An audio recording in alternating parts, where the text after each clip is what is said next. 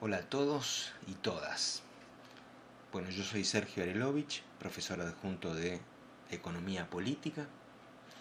Hoy, continuando con el tratamiento de la cuestión vinculada con la unidad 2, el instrumental económico, voy a tomar cuestiones que ya han desarrollado colegas míos, que han podido ver a través de la bibliografía y de la presentación, fundamentalmente lo contenido del video publicado por Lavi Abraham, adscripto a la cátedra, y por Gustavo García Zanotti, también adscripto a la cátedra, respecto del sistema económico y el sistema monetario respectivamente.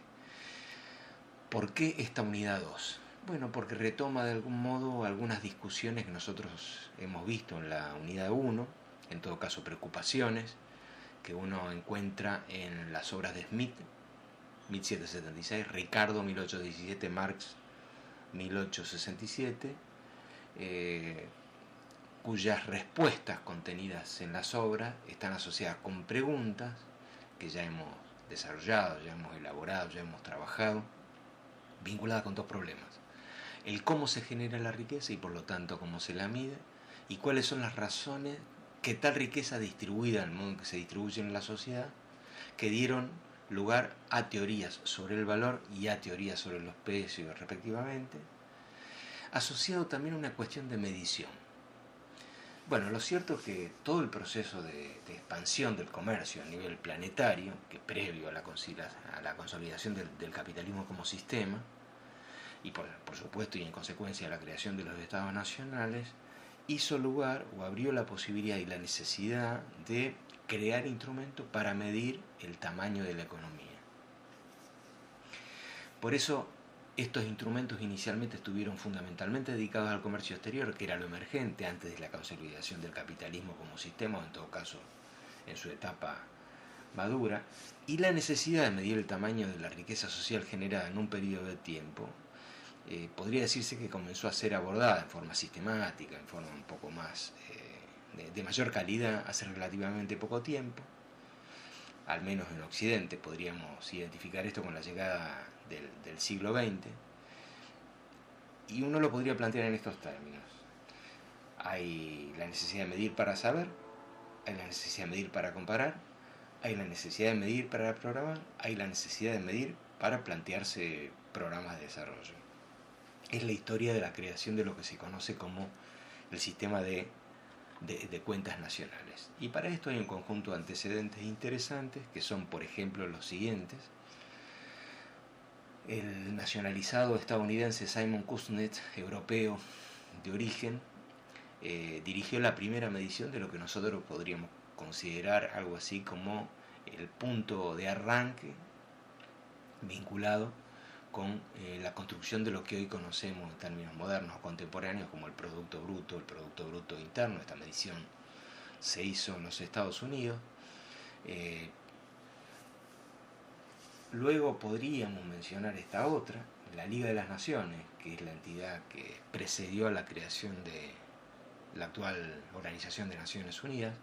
En el 28 del siglo XX impulsó la creación de mediciones comparables entre países, con herramientas, con disponibilidad de información, con calidad de información muy diferente, muy inferior obviamente a la que se dispone hoy. En el 39 se hace la primera publicación de la comparación entre 26 países para una serie relativamente larga, 1929 a 1938, hecha en el marco de la crisis que se extendió desde precisamente el 29 hasta al menos el 33 y el 34, con impacto tanto en la economía estadounidense como en las principales economías europeas, y que abrió la posibilidad de una bifurcación en el desarrollo de los procesos productivos y en la estructura social a nivel de todo el planeta, al menos en Occidente. Años después, en el 44, un año antes que finalice la Guerra Mundial, al crearse el Fondo Monetario Internacional y el Banco Internacional de Reconstrucción y Fomento, hoy se lo conoce como Banco Mundial, aparece como una especie de nuevo impulso para lo que podría identificarse como la armonización de los sistemas de medición de las economías. Y en el 47 se conoce el informe de un subcomité plurinacional que puede considerarse ahí sí como el iniciador de lo que hoy se conoce como el sistema de cuentas nacionales, Si quieren lo podemos identificar con la sigla que tienen en la diapositiva. Recién en el año 50, este organismo plurinacional, que es predecesora de la Organización de los Países Desarrollados, publica su sistema simplificado de contabilidad nacional, que sería el gran libro de antecedentes en base al cual fundamentalmente en Occidente se trabaja en la construcción de lo que hoy conocemos como el moderno sistema de cuentas nacionales. La idea era crear un sistema estandarizado, esto es, unificar los criterios de medición para que la comparación sea comparación entre iguales y por lo tanto tenga niveles de homogeneidad respetable. Y recién en 1968 se crea lo que hoy conocemos como el sistema de cuentas nacionales, incorporando estas uniformidades en torno de, entre otras cosas, la incidencia del proceso inflacionario, que pasó a ser regular y habitual en el capitalismo, cosa que se diferencia del funcionamiento del ciclo y la dinámica del sistema con previedad a la aparición de este proceso. También está asociado con una serie de cuestiones vinculadas con lo que es la ruptura del patrón internacional del oro, cuando el 15 de agosto del 71 el entonces presidente norteamericano da por finalizado el largo ciclo que arrancó en 1944 con la creación del Fondo Monetario y el Banco Mundial, que es el fin de la convertibilidad del dólar por oro en poder del Banco Central estadounidense, o sea, la Reserva Federal. Bastante después, en el año 89, año en que cae el muro de Berlín, se crea la Comisión de Trabajo para la Revisión y Actualización del Sistema de Cuentas Nacionales, precisamente por el impacto que esto tiene en la economía europea y ante la perspectiva de lo que fue 2 años después la implosión soviética y la caída de la alternativa de medición que se había construido en lo que fue el mundo socialista. En el año 93 se publica la versión vigente del sistema de cuentas nacionales, y entre las cosas interesantes que aporta es la armonización con la clasificación industrial internacional uniforme, que tenía otras características. También entre el sistema de cuentas nacionales y el balance de pago. Después vamos a ver la herramienta del balance de pago, que también tenía otros criterios de medición que no eran compatibles con lo que se utilizaba para la construcción del Producto Bruto Interno, pero también sobre la medición del empleo. Hasta ahora en el curso nosotros vimos las perspectivas de la teoría clásica, la perspectiva marxista, ahora la perspectiva keynesiana macroeconómica, y este cuadro lo que tiene por objeto es comparar, ver las similitudes, las diferencias, pero sobre todo la revitalización de la aparición de la teoría del valor trabajo implícita en este razonamiento, y que podría ser sintetizada del siguiente modo. Hasta ahora lo que vimos nosotros es el planteo de Marx vinculado con un concepto de fondo, que es la existencia del trabajo, identificando la totalidad del producto con el trabajo total compuesto por trabajo anterior y trabajo actual. ¿Qué es el trabajo anterior en Marx? Bueno, es el capital constante. ¿Qué es el trabajo actual en Marx? El capital variable más la plusvalía o el excedente. ¿Qué es el capital constante de Marx? Bueno, lo que Smith y Ricardo identificaron como capital circulante no salarial y como capital fijo, o si prefieren, en lugar de capital circulante no salarial, podemos hablar de insumos, materias primas, energía, etc. En lugar de capital fijo podemos hablar de maquinaria, equipo, instalaciones, edificios, carreteras, etc. Y yéndonos hacia el trabajo actual, el capital variable, definido por Marx, es lo que conocemos como salarios y contribuciones, esto es la remuneración de la fuerza de trabajo, y la plusvalía o excedente en Marx, en la teoría clásica, hoy es trabajada bajo otro nombre, que es el excedente bruto de explotación. En última instancia, todo el producto generado, trabajo total, en términos de Marx, o producto social global en términos de Marx, o valor bruto de la producción en términos macroeconómicos, en los que se conjugan visiones de la economía clásica y de la macroeconomía, es todo lo que aparece de modo o a modo de oferta en el sistema económico, pero esto que aparece bajo modo de oferta no fue todo creado en el periodo bajo análisis, sino que hay algo que fue creado en forma previa o en periodos anteriores. Marx lo identificó como trabajo anterior, en general en el sistema de cuentas nacionales, cuando se habla de Producto Bruto Interno, esto es conocido con el nombre de insumos intermedios. Por lo tanto, y aquí hay que hacer una aclaración, porque lo más regular y habitual es ver la medición del Producto Bruto Interno, no la del Producto Neto. ¿Por qué bruto o por qué neto? Bueno, porque el Producto Interno, el Producto Bruto Interno o Producto Interno Bruto, aún no ha tenido la deducción de la parte desgastada del capital fijo, o lo que se conoce habitualmente como depreciación o amortización. Por eso planteo, lo usual es ver información sobre el producto bruto y no sobre el producto neto. La diferencia es esto, el desgaste. Pero hay que tener presente también que a la hora de la medición se busca lo efectivamente consumido en concepto de capital fijo como medio de trabajo, no su stock. Y esto es muy importante. No el stock, sino su flujo. ¿Qué es la amortización o la depreciación? La parte del capital fijo que se puede atribuir como desgastada o como utilizada al periodo bajo análisis. Los clásicos hablaban, reitero, de capital fijo, de capital circulante. Marx llamó medio de trabajo y objeto de trabajo, tales cosas. Y tanto los clásicos como Marx lo tratan como una condición necesaria para comenzar todo el ciclo de producción. Por eso Marx lo denominó trabajo anterior, como trabajo previo, como condición necesaria. Lo que se podría decir, para agregar a esto, es que este nuevo valor creado en el sistema de cuentas nacionales, identificado como trabajo actual en Marx y en todo caso como valor agregado neto en el sistema de cuentas nacionales, tiene una distribución primaria entre el trabajo y el capital. ¿Qué quiere decir primaria? Que es la distribución que se da en primera instancia, a la cual le siguen distribuciones accesorias. En el sistema de cuentas nacionales se lo llama remuneración salarial y excedente bruto de explotación respectivamente. Si prefieren trabajo y capital es lo mismo, pero refiere al mismo concepto. Y reitero, tal distribución primaria es apenas el primer eslabón del reparto. El Estado a su vez se queda con una porción bajo la forma de impuestos, derechos, tasas, contribuciones. Luego la distribución o reparto se produce al interior del mundo empresario, extendida al comercio internacional y un conjunto complejo de otros tipos de transacciones. En los esquemas que vimos hasta ahora, que es el esquema tradicional de cuentas nacionales, en el que hay dos áreas, digamos, por un lado está el flujo nominal y por el otro lado está el flujo real.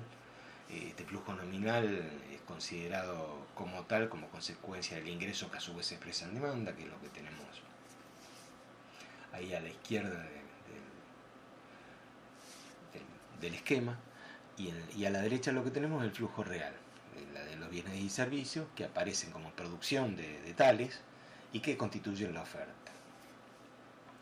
Ahora, también en el sistema tradicional, en el esquema tradicional de cuentas nacionales, esto se ve en términos comparativos como lo que ocurre en el mercado a partir de la relación entre el ingreso o sobre el conjunto de los ingresos y la producción, o entre el conjunto de la demanda y el conjunto de la oferta. La demanda, o sea, el ingreso, vista en todo caso o bajo la forma de consumo, inversión o ahorro, es decir, este ingreso o se consume, este ingreso o se invierte, este ingreso puede inclusive no destinarse para una cosa o para la otra, sino guardarse en términos de ahorro. Y la oferta, por un lado, que es la producción, que es una oferta que se dirige hacia el mercado interior en el cual fue generada o hacia el mercado exterior. También dentro del esquema tradicional de cuentas nacionales, lo que podemos decir o identificar es que ahí aparecen como idénticas la demanda global y la oferta global. En este esquema que se utiliza no se considera el sobrante, esto es, todo lo que se ofrece es coincidente con la demanda. En todo caso después podemos ver, o cuando veamos el modo de calcular el Producto Bruto Interno, vamos a ver el papel que juegan las existencias, la variación de las existencias entre el principio y el final de cada uno de los ciclos. La demanda global, cuyos sujetos están ubicados en el mercado interior o en el mercado exterior, y la oferta global, que está compuesta por lo que se produce localmente, pero también por lo que viene originado en otras zonas o en extrazonas. Y para finalizar este esquema tradicional de cuentas nacionales, lo que podemos decir es que la producción en bruto, o el valor bruto de la producción, o el trabajo total,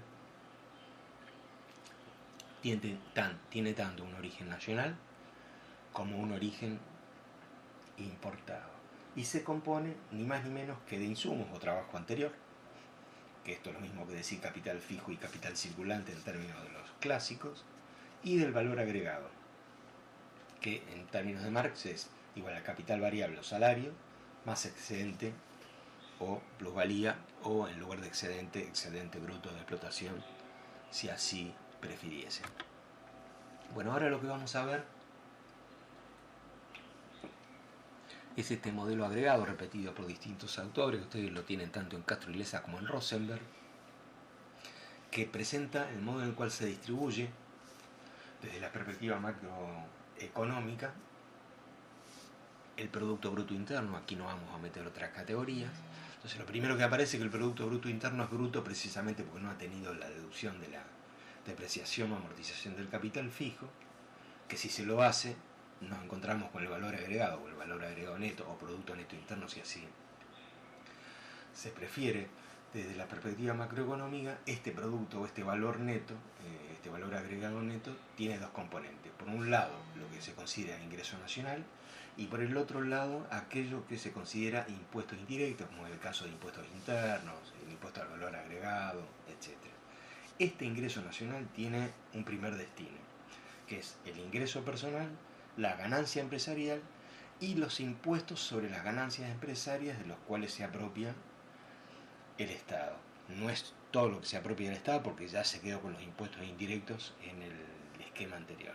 Esta primera distribución del ingreso nacional habilita una segunda distribución, que es la que aparece en el último escaloncito. Uno se lo conoce como el ingreso personal disponible, y es el ingreso personal disponible porque esto lo es una vez pagados los impuestos sobre tales ingresos personales disponibles. En el caso de la Argentina, el impuesto a las ganancias que grava los ingresos personales.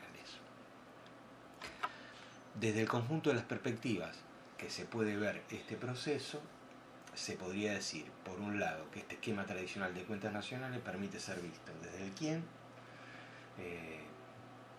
que son las empresas, las personas o los estados nacionales, se apropia de qué cosa.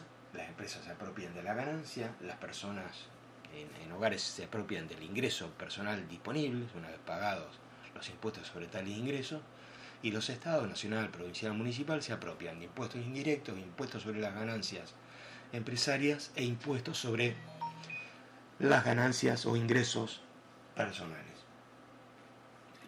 En el primer caso, las empresas pueden utilizar la ganancia empresarial para reserva o para inversión. Las personas utilizan su ingreso personal disponible para consumo o ahorro. Los estados, en los distintos niveles, utilizan los ingresos para atender el gasto estatal, se llame sueldo, se llame jubilaciones, se llame consumo, se llame obra pública, atención de la deuda pública y otros conceptos.